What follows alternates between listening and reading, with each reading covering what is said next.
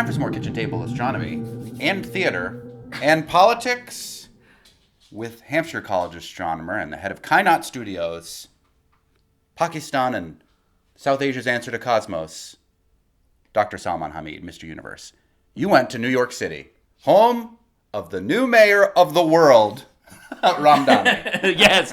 I actually was there, and I do want to talk about Oratorio for Living Things, Which is a play. Which is a play at Signature Theater right now. In New York City.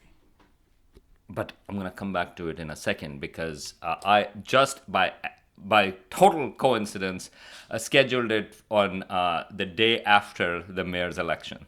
I didn't know that's going to be because I bought tickets earlier on, and then it was like, oh, wait a minute. There's going to be a South Asian, African, Muslim mayor over there. And so I ended up being there. It was, let me tell you, what a difference a day makes. It was just a crap place. I remember, the day before it was so beautiful, but the day after it was just crime everywhere. I'm like, where am I? No, it was just this is, again, people have written about it, for Muslims post 9/11, to have a mayor of New York City who's a Muslim in spite of all the Islamophobic attacks. And I wouldn't even say implicit. It was very explicit. And you had to endure a lot of this stuff, too. You had to go to, register in Boston because you came from Pakistan. That is correct. That was a special registration under President Bush, which I would say targeted or identified all young people from 15 to 45. At that time, I did qualify in that.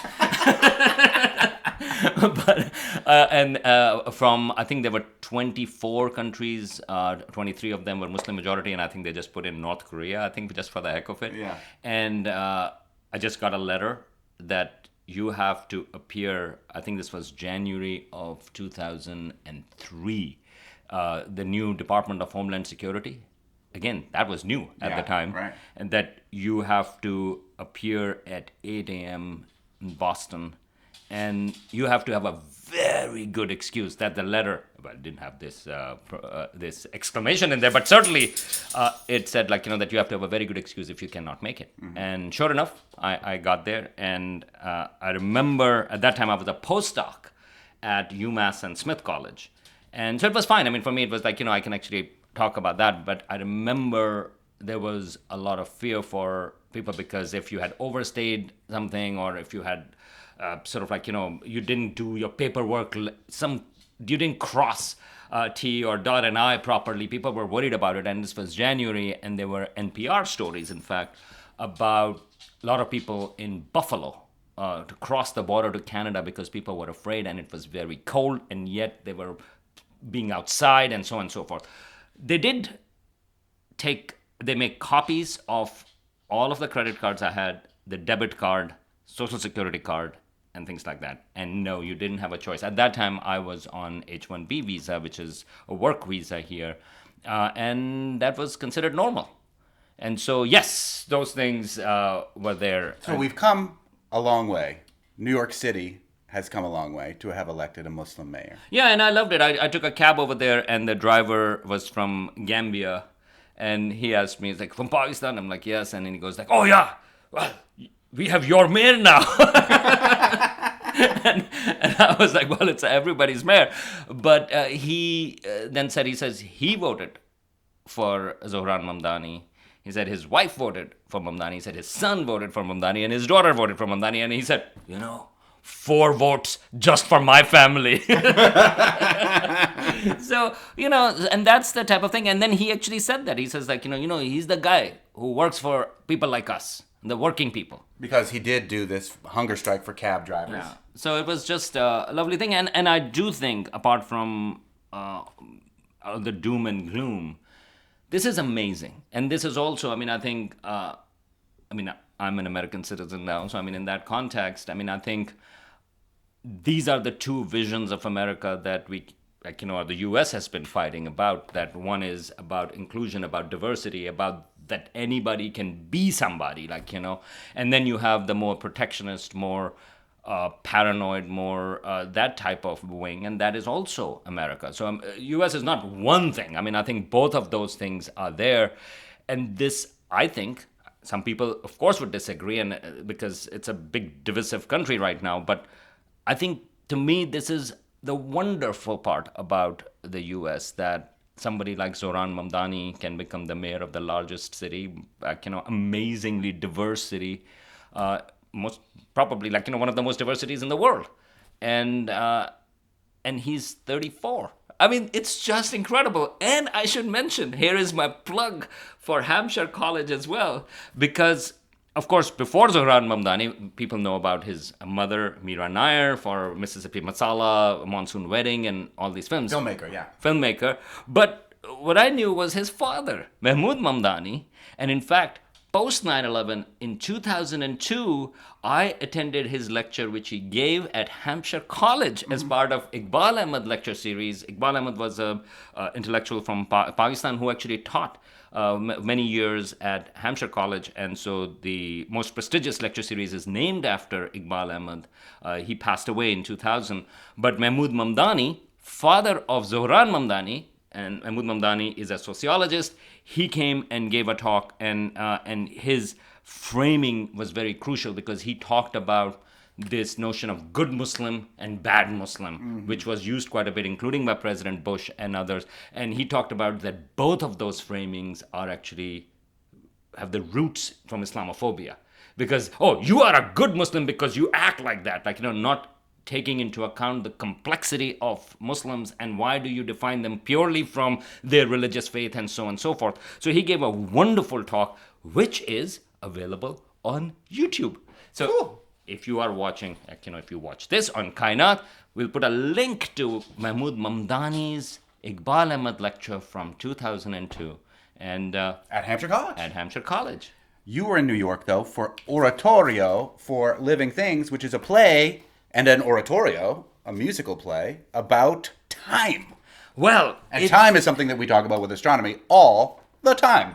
So I had read about it in the New Yorker. This play has been going, I think it started in 2022 or something like that. But recently, the writer of this play, Heather Christian, she actually got MacArthur Genius Award. Mm-hmm. And so she was mentioned in the New Yorker about this play, in which she mentioned that this play she was sort of like inspired by the three Carls. And the three Carls were Carlo Ravioli. So he's the physicist who actually has written amazing books. And she was inspired by that. Karl Orff, the composer for Carmina Burana and other things. And Karl Marx. Close, but no. Carl Sagan. And so I was like, I have to see this. And also she mentioned the third part of this play, or of this oratorio, is actually explicitly about the Earth and the cataclysm and where we are and so on and so forth. So I went there, and it is spectacular. It's at Signature Theater in New York. Unfortunately, it is going to end on November 23rd. It has been extended a couple of times. It's going to end on November 23rd. But it is in a small theater, and you had all the singers pretty much sort of in between the audience. So it's one thing. Immersive. Oh, and it is so beautiful. It is spectacular. And it has, this is the first time I've seen sort of cosmic calendar, especially the last month of the cosmic calendar in the December, being sung in an oratorio and by multiple singers. And it was just spectacular because, again, for people who don't know, cosmic calendar was used by Carl Sagan in a book, and then in the show Cosmos, where he compressed the entire history of the universe in one calendar year. So Big Bang happened on January 1st, and humans appear pretty much on the last day, so December 31st, and the last minute of the last day. So that is our history, written history is in the last second, and so forth. And so this was part of the play. But this is not the only thing. I mean, there was so much wonderful stuff. It's immersive. It's even the audience participates at one point. Spoiler.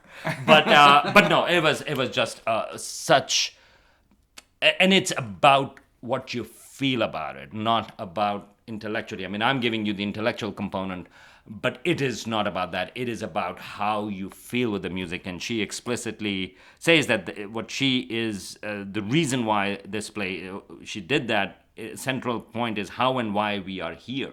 And that's why it's about sort of like how is from the science and why is more spiritual. And she says, like, that it's the line between a scientific revelation and a spiritual one is a blurred one, and a beautifully blurred line. And so I think that's the key to this oratorio. While I've said all of these things I just mentioned, see it quickly because it's going to end on November 23rd. Bringing attention to science and the big questions that astronomy aims to answer, using things like the Oratorio for Living Things, this musical in New York City, can be a good thing to open people's minds up to the broader questions of the world, which brings us to Kim Kardashian. No! Kim Kardashian is trying to open our eyes up to the mysteries of the universe, specifically 3I Atlas, the third interstellar object that has entered our solar system. What does Kim Kardashian have to do with this interstellar object that is raising all sorts of eyebrows and attention in the world of popular science? So she expressed sort of like, interest in, well, what is 3I Atlas? And this comet. The girth and shape of it reminded her of her ex-boyfriend, Pete Davidson. Wink, wink. But here, okay, so this is not the only thing that she has actually brought up in terms of interest, because she also said that, did we ever land it on the moon? Yeah. Or did humans, did the US or NASA just provided, it was a fake landing, so on and so forth. So the reason why we are talking about it is that now there is a New York Times article. It's a pretty long article that actually talked about, hey, Kim Kardashian brought up 3I Atlas, and Sean Duffy, who's right now the acting head of NASA, he responded, well, it's a comet, and 3I, actually, it's interesting that the 3I means that it's a third interstellar object. So all of that is fine. Here is somebody, and Sean Duffy had also responded about her claim that moon landings had been faked. Like no, we did go to the moon, and that's all well and good. And somebody and people actually make these claims, these type of things. So did Kim Kardashian, and that should be the end of it. Unfortunately, both for the New York Times article and for the broad internet, that was in some ways the beginning of it, because then Harvard astronomer, and I guess we always have to say that when we talk about Avi Loeb, because otherwise, if we just say astronomer, people will be like, you could be a Hampshire astronomer. And especially the kind of claims that he makes, people will be like, yeah, meh. Yeah. But of course, you have to add Harvard astronomer, or Harvard, even more impressive, Harvard astrophysicist. Yes, totally. And then he says, because he has been claiming that this may be an alien spacecraft, as he said, sort of around, I think, the Halloween, that he called it sort of that this may be using a comet as a costume. And so, very cute. But on the other hand, he has been promoting this idea that 3I Atlas may not be a comet but an alien spacecraft. He has a whole book about the first interstellar object, Oumuamua, that came into that was the first one, right? Yes. And the whole claim of the book is that it is ancient, defunct alien technology, and there is no scientific evidence to support that. No, and so I want to talk a little bit more seriously about Avi Loeb, because we have brought him up multiple times, and I should mention, it gives me no pleasure to talk about this topic, because, I'm not here to make, oh my goodness, here is... We have to talk about it because I'm getting inquiries about 3-eye atlas, which is a very interesting object. It's something from another, it was formed in another star system. Really cool. It is older than our solar system because astronomers estimate that it's about 7 billion years old, 7.5 billion years old. All of that stuff is utterly fascinating and important, but all of the attention is going to, is it an alien spacecraft? Which there is no evidence for that. And so I'm getting inquiries from Pakistan as well and other places like, hey, what about 3-eye atlas? So I think it's important to address this. And so what I want to do today is, first of all, Loeb has said that there is a 30 to 40% chance that it's an alien space technology. Okay, now you texted me and you go like, well, where does that number comes from? And I cannot give you the exact response I gave you. Yes. But it actually, there is no reason to think that. And in fact, Avi Loeb, again, in a different place, he actually says that, it's mentioned in this article as well, that it's an impression, not a scientific conclusion from a statistical data. So he pulled it out of his atlas. Yes. So, but that's how people look at that. Well, here is, again, I should say, a Harvard astronomer saying there is a 30 to 40% chance. 30 to 40% chance is a very high chance, if right? You have 30, 40% chance of dying today. That's sad.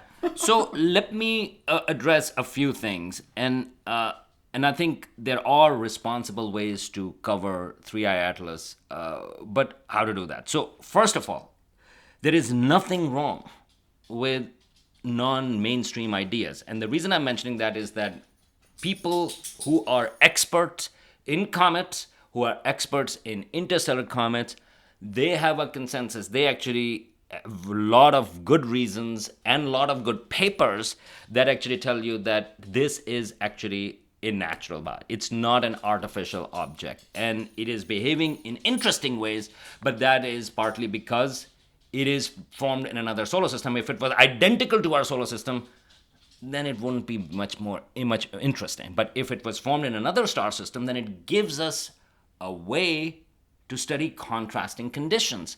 And also, this is an amazing way to study an object from another star system without going to the star system, because now we know what to look for. This is the third object.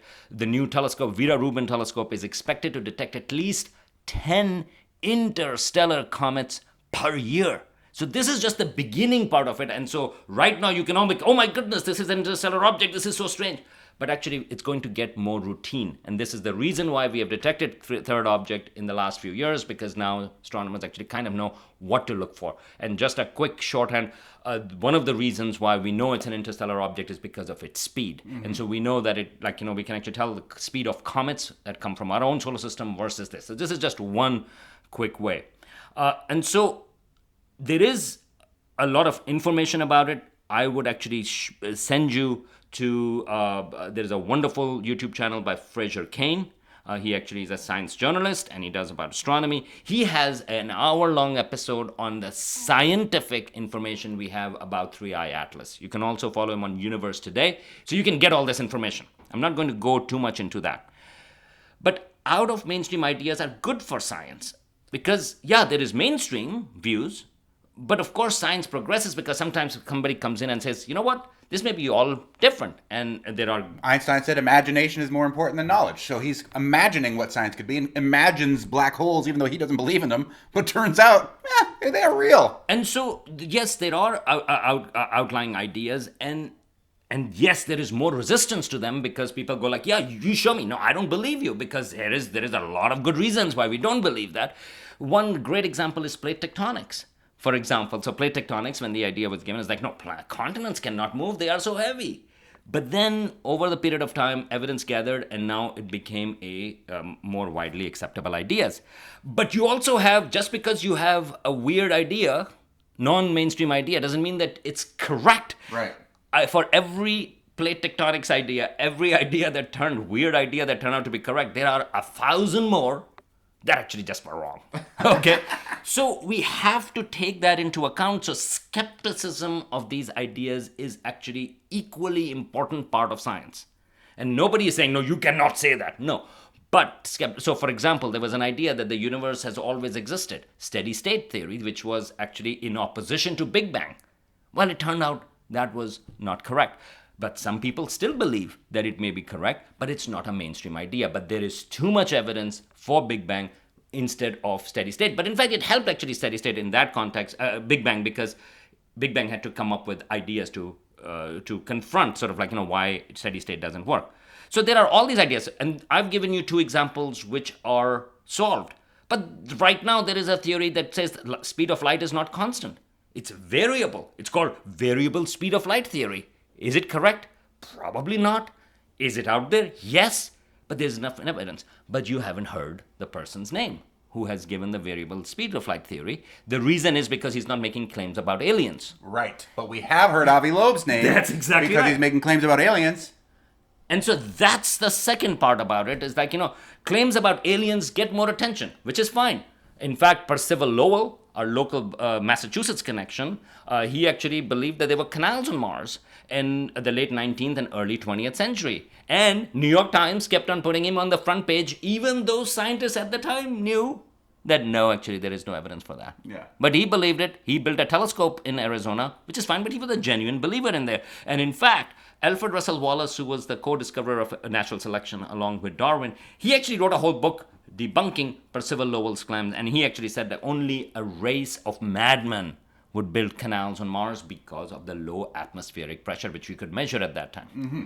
Okay, but New York Times, even 10 years after that, they actually put him on sort of like on the cover. So there are other life claims as well. Martian meteoroid in the early 1990s. Well, turns out it's inconclusive. Probably not. There was life over there, and so on and so forth. So there have been claims of life, some big, some small, but there is yet no evidence for any life forms other than the Earth. Doesn't mean they don't exist. I actually firmly believe that the universe is full of life and also probably intelligent life, but there is no evidence yet. But this brings me to specific planes of Avi Loeb. What is the problem with that? The issue is that it takes away oxygen from everybody else. And again, you can have a strange idea, you can have all those other things, but just like the variable speed of light theory, which is an odd theory which challenges that thing, and people actually look into that. That's the reason I know about it. But if everybody thinks that speed of light is variable, even though it's not a mainstream idea, there is a problem. Mm-hmm. So if Kim Kardashian says, well, I think actually speed of light is variable because I've heard this one guy have that theory, even though most scientists think that that is not true, that would be an issue. So here is an example where there are a lot of experts, there are a lot of people who think that actually the comet is behaving the way it should. And in fact, it's a third comet. And Avi Loeb thought that the first one was an alien spacecraft, second one was an alien spacecraft, third one is an alien spacecraft. And he also believed that there were fast radio bursts, pulses that were coming in. Those were also coming from aliens, so on and so forth. So anything that happens is an alien spacecraft. Well, but there are reasons to think that that may not be an explanation that we need. And that's what a lot of experts, a lot of astronomers, not just Avi Loeb, a lot of astronomers are working on that. But the attention goes to this particular claim that, it might be an alien spacecraft. And then, if you bring Kim Kardashian into your project claiming that it's an alien spacecraft, it takes even more oxygen out of the rest of the scientific studies. Right. So this is because that is what's happening. Avi Loeb is bringing Kim Kardashian into his project. Yeah, and he said that she should come to my research because curiosity is really important. She's showing curiosity, which is true, but you also need some expertise. And why? And that has an assumption. I mean, if you think about that statement. I've had to listen to, preparing for this also, some Avi Loeb interviews, including for News Nation that he gave, in which he suggests a couple of days ago that, they might be revving up engines to come here, the spacecraft, when it's becoming close to the Earth. It might be. He's like, I'm not 100% sure, but it might be. But the way he phrases that, the attention is not going to, actually, most likely it's not the case at all. In fact, it's almost 0% chance, but the attention goes to, they might be coming over here. Mm-hmm. And that it feeds into all those other narratives. So the way he talks about, for example, curiosity is the most important thing, and Kim Kardashian is free to join, he's invited her to join the research thing. Well, it doesn't mean that people who are doing the other astronomers who are doing research on the comet are not curious. Right. In fact, it's the curiosity that is driving all the questions. But look at the framing, the way it goes. And I think that is crucial, that it's not just curiosity, but also expertise and doubt. Doubt is an equally important component of science. And doubt meaning that, well, am I seeing something? Okay, I see the sun rise every day. Does it mean the sun is moving with respect to us, or we are moving with respect to the sun? Well, for a long time, people thought, well, it was one way. But then people doubted it. So in this particular case, well, you have to, within the sciences, skepticism and doubt becomes a crucial component. And you do that with the knowledge that you have.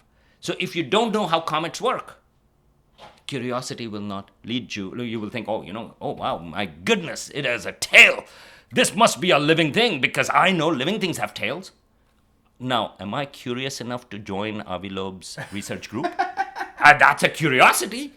But no, it won't be because comets have tails. So ultimately, it undermines the field. And it is at a time when you have fake news, a lot of various kinds of fake news that are coming in. You have AI-related news coming in, and people are having a harder and harder time to figure out what is real and what isn't.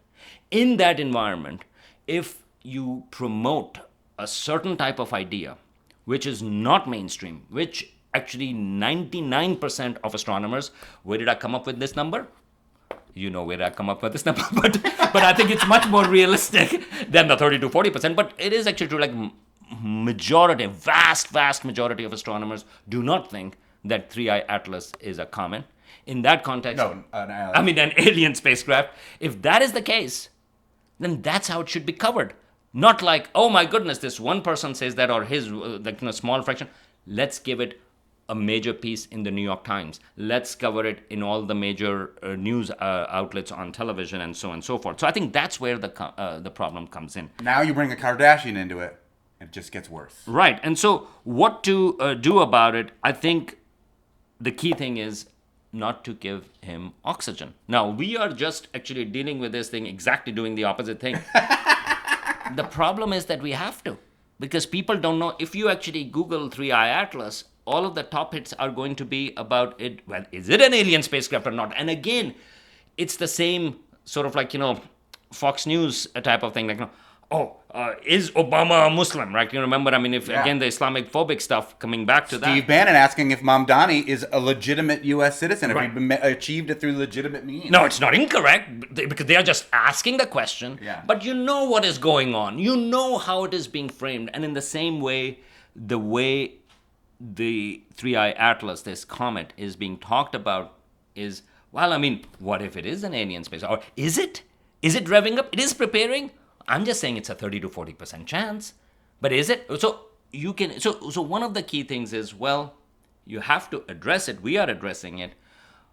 But recognize that for every Avi Loeb, there are 1,000 astronomers, experts on the comet, who do not think that it's an interstellar spacecraft, but instead it's a really interesting object. What it does is that the beauty and wonder of this object, the fact that it is coming from another star system, it was formed in another star system, there is a beautiful story about it. That is actually really interesting for science. It is actually really cool that we can study an object that was formed in another star system and it is passing through it. But instead of talking about that, we're like, oh, is it going to rev up engines and come to the Earth? Or is it going to attack us? And so on and so forth. That's the reason why it undermines and it actually harms science from that perspective. And so the other thing I would just say is, look at somebody's claims.